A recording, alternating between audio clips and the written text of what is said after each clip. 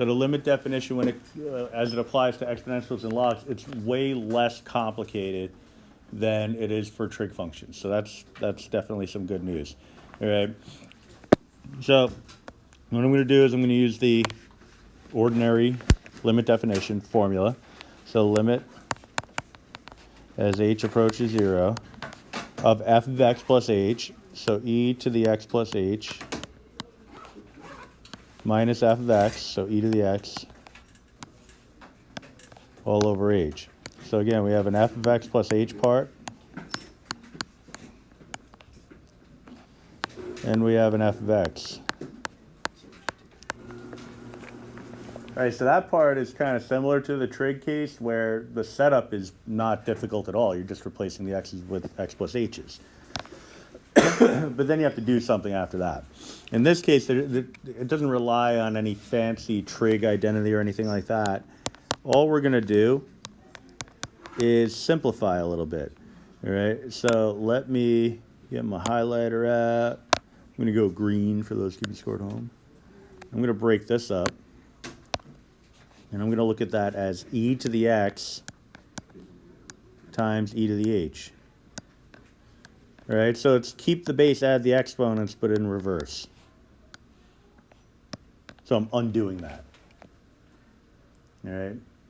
So if this were algebra 2, somebody would have had given you an expression, or maybe had given you an expression like e to the x times e to the h.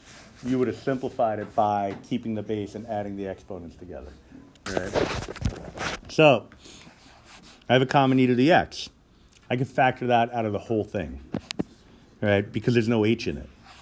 All right, so I'm going to take the e to the x. You see that common e to the x? I'm going to factor it out of the whole shebang.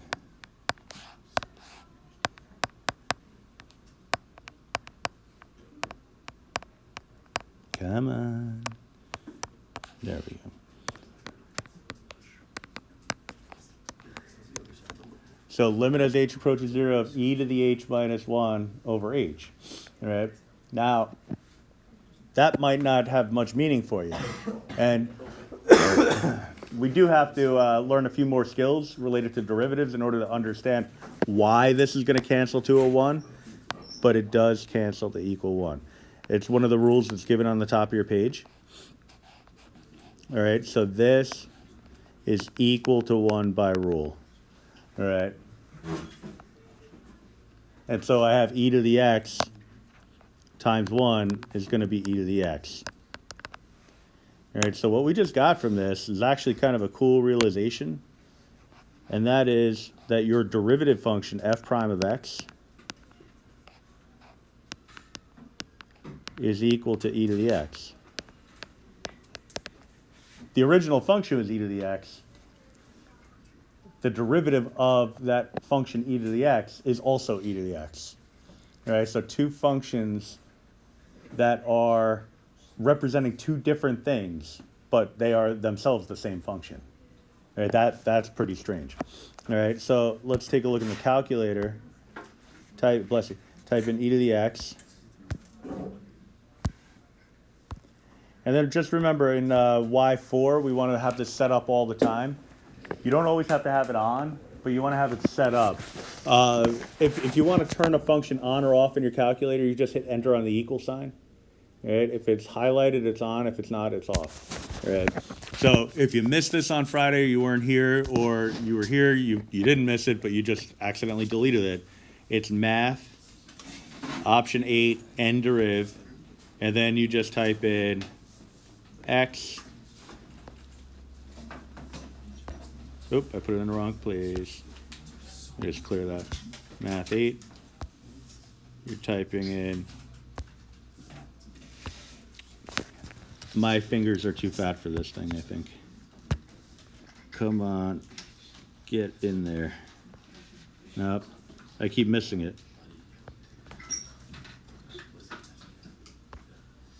Well, alpha trace y1. Right. I got to get an x in here, an x in there. Oh, it changed it for me anyway, so I got lucky because I didn't have to worry about my fat fingers getting into that little tiny box. But when I hit graph, oh, I have my stat plot on, so let me do that. Turn that off. Yours goes to error? Okay, we'll take a look in a sec. But I have this on my calculator screen. I just have this one graph of e to the x, but it's green, all right?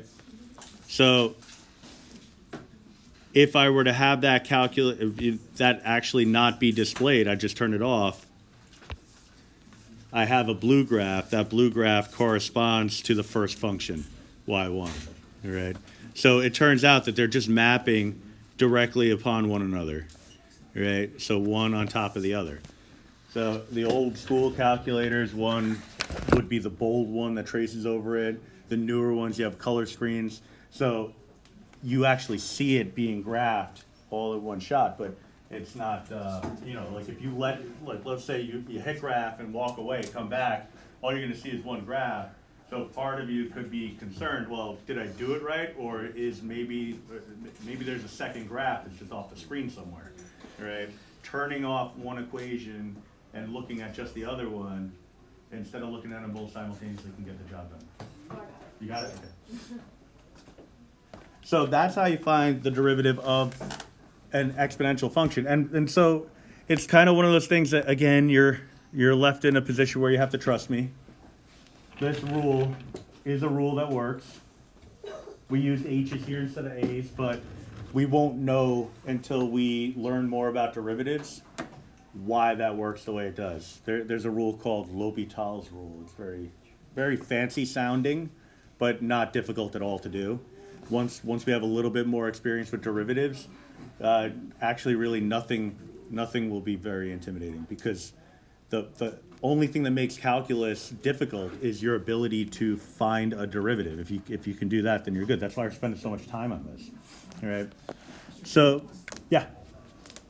So like for 3, well, first of all, I want to make sure. So the derivative of e to the x is e to the x. Indeed. So for 3, could you just do e to the x minus 18x to the 5th? Yep. Like cut right to the chase.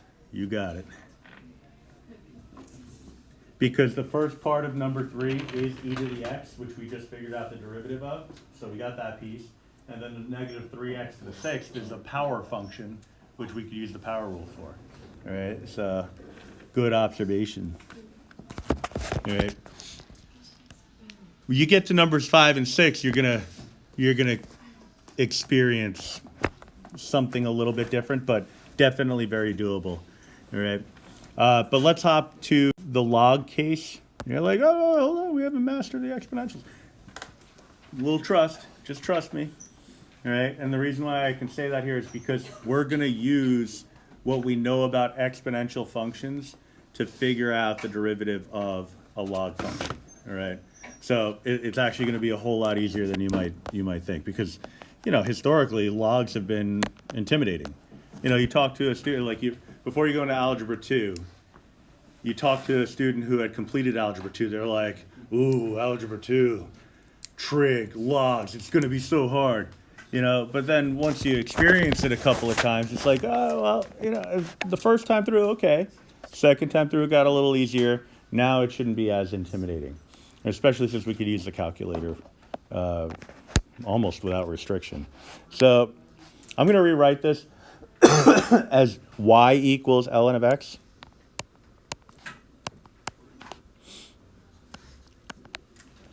All right.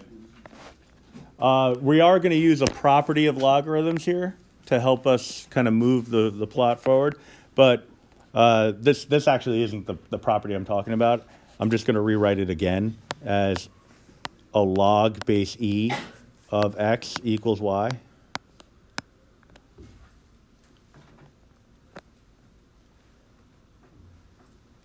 All right.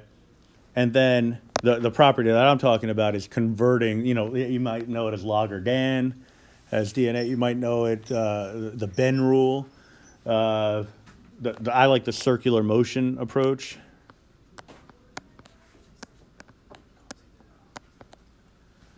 There's also the switcheroo protocol. Yeah, there's all these different ways of handling it. But the visual one that people tend to like the most is the one where you start with the base. Base is a base of a log or an exponential function. And then you just work your way around in a circular pattern. So then it becomes e to the y equals x. Right? But the switcheroo one is actually pretty easy also, because if you think about the structure, so log base b of a equals x. This b is known as the base. Right? And in an exponential function, right, you have something like, and I'll write it in consistent form, b to the x equals a. So that b is the base also. In either case, it's the support for the function. B is being raised to the power. It's the lower part physically, right? B is being raised to some power in a log, just in a different way of looking at it. But it's still physically the lowest part. I mean, when you are writing log base b of a, actually physically writing it, the thing that is lowest, not numerically, but physically on the paper, is the b. So that would naturally correspond with the term base, right? So we know that the base of the log and base of the exponential are going to correspond with one another. So all you're really doing is pulling a switcheroo on the a and the x to get from one form to the other, right? So if you know where the base goes, all you're doing is just swapping these two around to get from one form to the other, and you have it. All right. So I honestly think that when I was in, well, they called it math course 3 at that time, but when I was in the equivalent of algebra 2, when I struggled with logs, I think it was because there was an overabundance of different ways in which you could do things. And I just started taking pieces of each technique or strategy, putting them together, and I just created a conglomeration of nonsense. So eventually I had to kind of sort that out, but it all works. It all works out in the end. So I'm going to say x is equal to e to the y.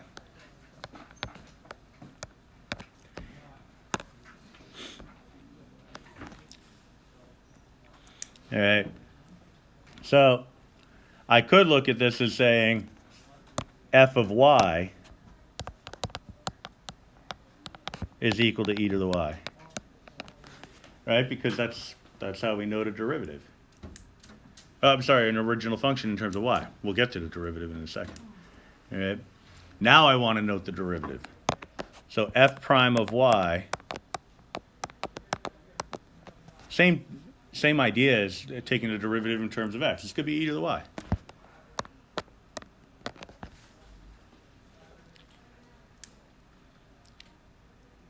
So now we just start our journey back. All right. So I have to get this as an f prime of x instead of an f prime of y. All right. So I don't have precisely what I need here. I'm almost there, but what I want to do is go back and write it in x form. I'll just do it. All right, so just kind of off on the side here, let me just talk a little bit more about notation. So f prime of x. Now we've discussed this a little bit. That's the same as saying dy dx. All right, it's something that I've kind of alluded to, but we haven't formally discussed it. I regret that now because I don't like tucking it into the solution to an example, because it deserves its moment in the sun. It's actually a very important concept. But when we find the derivative on the calculator, when we hit second trace option 6, I think it is, it's dy dx to find a derivative at a point. Right? When we do math 8 in y4 in our calculators, it's bringing up a dy dx. So it's still the same notation, right? So what's happening here is I have f prime of y, and so f prime of y is the same as, it's the reverse, so it's dx dy. Right? Because what you're doing is you're taking a derivative of a function in terms of another variable. right? So in the case of f prime of x, you're taking the derivative of your y equation in terms of x. Now we're taking the derivative of our x equation in terms of y. The reason why that's so important is because when I make the replacement here, dx dy equals e to the x, e to the y, sorry. It's going to make it easier to conceptualize why we're able to come up with our derivative in a minute. All right, so that notation is pretty important. Probably should have talked about that earlier too. I'll take that as a typo. Let me see. When would it make sense to talk about that? Probably right after the secant activity when we did the those secant problems and then the instantaneous rate of change page. Is that, let's see, 3, 4, 5. I think it's page 6. So if somebody wants a typo, it could be on page 6, include dy dx notation. All right, so we're close. What I'm looking for, because my original function is f of x, I need f prime of x, which is the same as dy dx, which is the reciprocal of this. So let's find the reciprocal.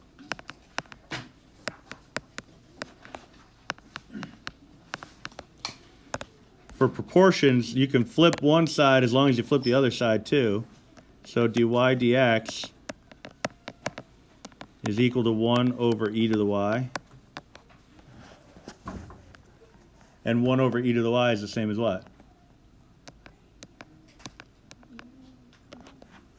Well, somewhere on this page we have what e to the y power is equivalent to. X. All right, and so we get dy dx. Dy dx is the same as f prime of x.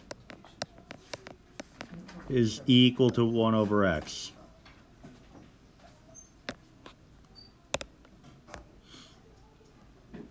All right, so in this case, you can see how we didn't use limits at all.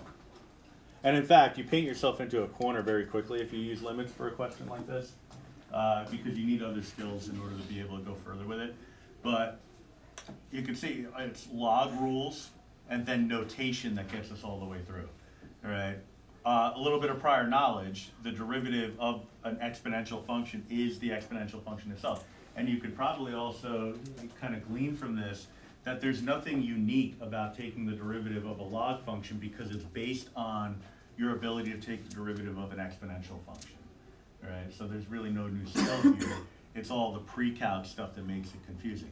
Oh, and me forgetting to teach you notation like a week in advance, you know, so that ends up being a little bit of an issue. So I'll fall on the sword for that one. But just to recap, we converted it over from log form, which we knew nothing about, to exponential form, which we know plenty about. Found the derivative.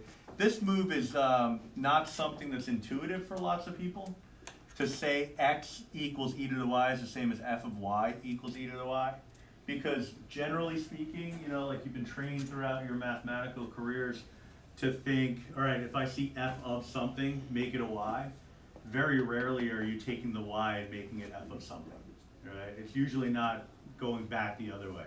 So in this case, to think that x is going to be an f of y, you know, it's not always the most natural thing, but really if you think about it, what am I looking at here? A function of y, a function where the variable is y, all right? So it doesn't matter that that's going to be denoted as an x value. It could be a q value. It doesn't make a difference. It's just the result of this calculation will give me some result based on whatever the y value is. The derivative based on prior knowledge, so that's good. But then this little key step here, knowing that f prime of y would be the opposite of f prime of x, right? F prime of x is dy dx. The opposite of that, flip it over. All right, we're changing the order of the variables. Normally it's derivative of y in terms of x. Here we're taking the derivative of x in terms of y. So everything gets swapped, making it dx dy equals e to the y. But since my ultimate goal is to figure out f prime of x, I want it to go back in its original form. So I had dx dy, I said, well, let's flip that. Can't just flip one side of a proportion without flipping the other side. So the e to the y over 1 became 1 over e to the y. and then just kind of mining through all the work that we did. Now, it's not always going to play out this way. You know, every time you do a math problem, will the equivalent relation be in the work that you did already? Probably not. But in this case, we're looking for e to the y, and right there it says e to the y and x are the same thing, and I need an expression in terms of x, so now I have it, e to the y and x are the same. All right, so, yeah. Is it intuitive? Probably not, at least not yet, but it will be, I promise you. So then when you look at something like number 8, you don't want to be thinking like, how can I reinvent the wheel? How can I do all this work again? What you want to do is think, okay, what makes this different from that? Right? In fact, let's talk about that really quickly.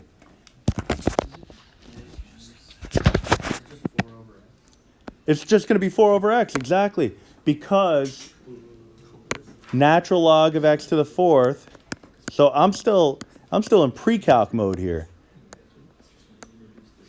The power rule, not for derivatives, but for logs, tells me that the exponent becomes a coefficient. So 4 times the natural log of x. So f prime of x, when I'm looking for the derivative, I'm relying on prior knowledge here, not reinventing the wheel. We learned when we were talking about the power rule that the coefficient, whatever the coefficient is, that just comes along for the ride. It's really the parent function that we're looking to differentiate. Differentiate is just another word for derivative. All right, so I'm looking to derivative this. That doesn't sound right, so we say differentiate. All right, so although if you said I'm looking to derivative this, I'd know exactly what you meant. So I think we're going to lose sleep over that. But since we know the derivative of natural log of x is 1 over x, put it all together and you got your 4 over x. All right. So would that be acceptable for a test? yeah. And in fact, we're moving towards the idea that you're only going to be finding derivatives using the limit process on a test when I ask you to. All right. We're using them to learn about these different relationships so that you can just jump to the final answer on a test. But until we get there, we're still kind of living in the limit definition. So for 9, like obviously you have, without the 5 it would be 3 over x. Where does that 5 like? Excellent question. Is it during that whole process of the, would it be 5x equals e to the y? Well, that's the thing. Like if at all possible, we want to try to avoid that process. So let's think back to rules of logarithms. So let me rewrite it so it makes it a little bit more obvious. F of x is equal to, I'm going to write it as ln of 5 times x cubed. Remember those fun pre-calc problems where it was like, all right, let's expand the log. All right, here's the expanded form. Let's compress it down into a single log. And they were like big puzzles. Yeah. I mean, some math problems that you do, they can be considered fun. The problem is they often end up on a test, and that just takes all the fun and joy out of it. But these weren't that bad. So one of the rules, the product rule for logarithms, tells me that I could break a product up into what? A sum. So this is the same as saying the natural log of 5 plus the natural log of x cubed. And we learned in the previous problem that natural log of x cubed can be thought of as 3 times the natural log of x. So just taking a little time to do the pre-calc work, it makes a big difference, right? Because now I could jump right to my final answer with a minimal amount of effort. Natural log of 5, that part of it. Do you see a variable there? Just the natural log of 5. Right? So something that does not vary is what? Constant. What's the derivative of a constant? 0. Because constant doesn't change, right? And a derivative is representing a rate of change. Something that does not change would have a rate of change of 0. All right, so we got that. Then, for the other one, we have 3 times, what's the derivative of natural log of x? 1 over x. And now we have it 3 over x. All right, flash forward to a test. I would recommend, although I would not require, because in a lot of cases, I mean, I don't believe, in this course, I don't believe in an intelligence penalty. All right, if you can figure out something in your head without showing the work for simple derivatives and get the right answer, I'm not going to ding you for partial credit, for showing all work, taking off credit for that, unless the question says specifically show all work, you know, like, or there are exceptions to everything. I look at the problem of like, I don't see how you're coming up with this without at least writing something down, all right? There's really no way, all right? For a situation like this, it is conceivable that a person can play all this stuff out in their mind and come up with f prime of x equals 3 over x without doing anything else, all right? That's the benefit of the doubt that I give people on these kind of tests, all right? So why would you consider showing work even if you didn't have to? Well, you come up with the wrong answer and you don't have any way for me to know where you went wrong. I can't give you any partial credit, all right? But ideally, moving forward, you're at least making the attempt to try to play this out in your mind so that you're not writing every little gory detail down on paper, all right? Because it does get to a point where it's a waste of time. I mean, I don't know if you're there yet. Maybe you are. Part of you has to be thinking, even though you haven't vocalized it, when is this limit definition crap going to be over? Like, how many times we got to write that limit as h approaches 0, f of x plus h minus f of x all over h? Is that going to be all year? Eventually we move away from that, and then we start taking what we learned from the process so that we can just say the derivative of sine is cosine. The derivative of tangent is secant squared. All right, so those are things that you'll know off the top of your head. All right, and for some of us, it's like, yeah, maybe you will. You know, you don't believe necessarily that you'll know that stuff off the top of your head, but you will. You will know that stuff off the top of your head. And it may not be today or tomorrow, but it'll be soon for the rest of your life.